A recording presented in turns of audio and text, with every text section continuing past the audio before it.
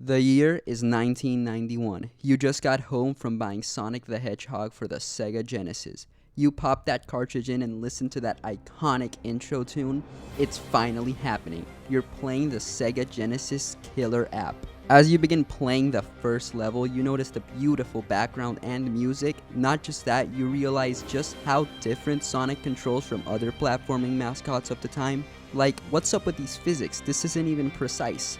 A little longer into the level, you kinda start getting used to it and appreciating the sense of speed they provide. And as you finish going through your first loop, suddenly, it all makes sense.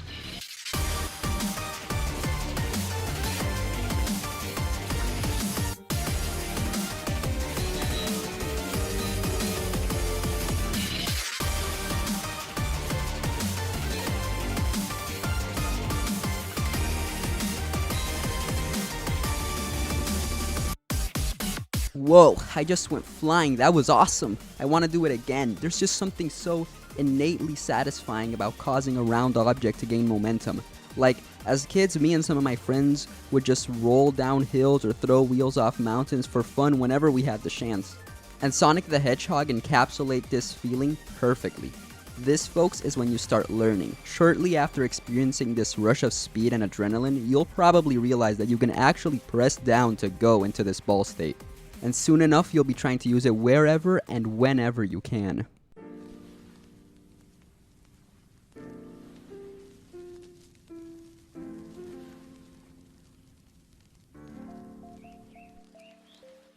This is Sonic's learning curve. You see, a lot of people have the false presupposition that Sonic is just about trial and error. And while I can definitely say that's an important factor of a lot of the 3D games, it's not really too present in the classics. Even in the 3D games, trial and error only plays a big part if you're trying to go for an optimal, smooth, no-hit run of a level. In the classics, especially the Christian Whitehead games with their larger aspect ratio, what really separates a good player from a bad one is the player's knowledge of the physics and how to use them. The key is to let the physics carry you, to treat Sonic more like a ball than you initially think you should. Being able to take advantage of this state whenever possible and as seamlessly as possible is where true classic Sonic mastery lies. To understand this better, let's take a look at Sonic's core game mechanics.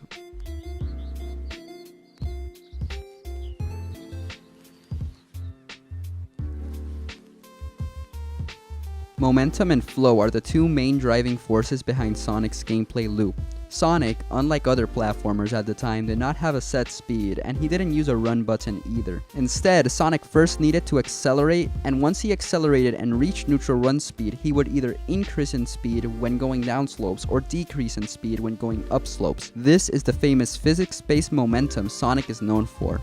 The second thing we need to take a look at is flow. The word flow is defined as to move in one direction, especially continuously and easily. Achieving this flow is your goal in Sonic, not to move fast. You see, speed is a reward for achieving flow. If you continue to move in one direction, you'll continue to gain momentum, and by consequence, you'll be faster, and with this speed, you'll be able to reach new heights and explore new areas. This is why the ring system exists. The ultimate punishment in a Sonic game is not to die, but to stop the flow you worked so hard to maintain. For this reason, I think the first time a player is forced to roll into a ball and gain a ridiculous amount of momentum is so important. This gives them a taste of what they can achieve if they master the game's mechanics, preventing them from wanting to just abuse the ring system and get through the game, and encouraging them to take risk and press forward and search for that unrivaled sense of speed and flow. This is what makes Sonic Sonic. This is what put him at the top.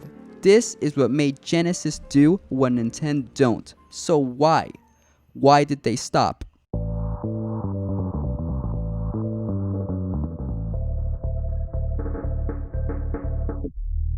Most of you by now know about Sonic's infamous relationship with 3D. Even after 22 years and several good games, I can't really say Sonic ever made it in 3D. Sure, my two favorite Sonic games are Sonic Adventure and Sonic Unleashed, but I like them for completely different reasons than why I like the classics. After going an entire console generation without Sonic and releasing a variety of unsuccessful add-ons, Sega kinda fell down from grace, and they actually were never able to recover from that, leaving the console market forever. With that being said, I want to talk about a couple thoughts I have on why 3D Sonic never adopted the classic formula. There's two main reasons I think Sega hasn't been able to adopt the feeling of classic Sonic in 3D. The first is the level design. It's very difficult to make straightforward levels that follow the classic formula of gaining momentum and using that momentum to reach new pathways and hidden areas. But it's been done before. The fan game Sonic Utopia gives us an example of what a classic Sonic level in 3D would look like. Of course, Sonic Utopia is a bit more sandbox style than a typical classic Sonic level, but you get the idea. Now, what if I told you Sega actually was on the right track at some point? Sonic Adventure sort of wanted to recreate this sort of level design, with hidden areas everywhere and needing you to use the physics engine to get to these secrets. The level design in Sonic Adventure is actually filled with shortcuts and little nooks and crannies, but it's also filled with bugs. Now, while an experienced player might barely ever encounter these bugs, for new players, it's a whole different story. And while I'll never fully understand how people run into these, looking back to when I was younger and worse at video games, I can see why people complain about the bugs. It's just, as someone who has been playing this since I was like 6, I've sort of learned how to subconsciously avoid them. So, since there were so many complaints about janky physics and less than stellar collision detection, Sega decided to take a different approach next time. This brings me to my second point about why 3D Sonic hasn't adopted the classic formula, and that's Sega's resources. Sega is not that good of a company. They're very greedy, and it barely ever seems like they let Sonic Team do what they're passionate about. They rush out games, demand certain dumb things like character creation or the inclusion of certain mechanics, and more recently, they give the franchise a minimal budget. For this reason, the amount of money and time needed to make these expensive levels just isn't there. But worry not, there's still hope, and I did mention several good games exist at the start of this segment. So, let's see what other ways Sonic can do flow and momentum without the need for physics-driven gameplay. Let me introduce you to Sonic Unleashed.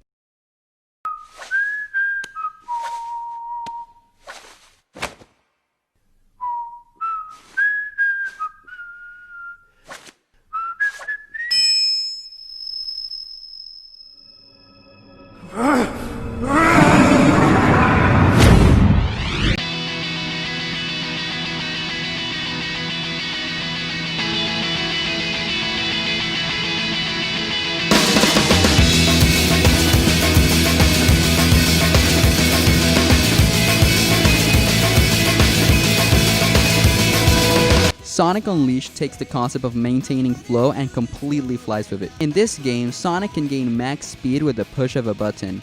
Oh, and quick side note, anybody who says this game or generations are boost to win has clearly not played the game or is salty about being bad, even though they've only played for less than an hour.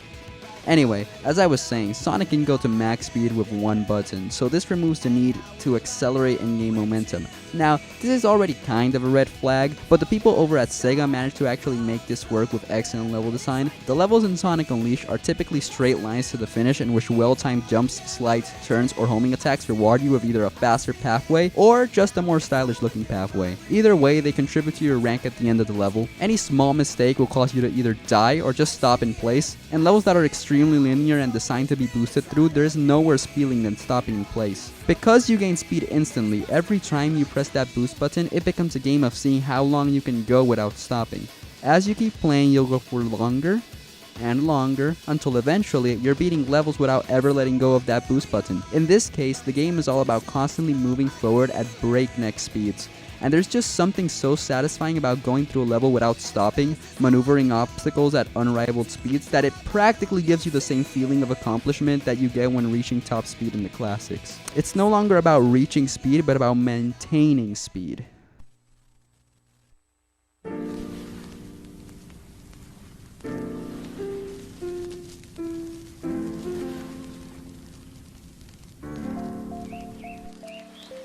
So, what was the whole point of this video?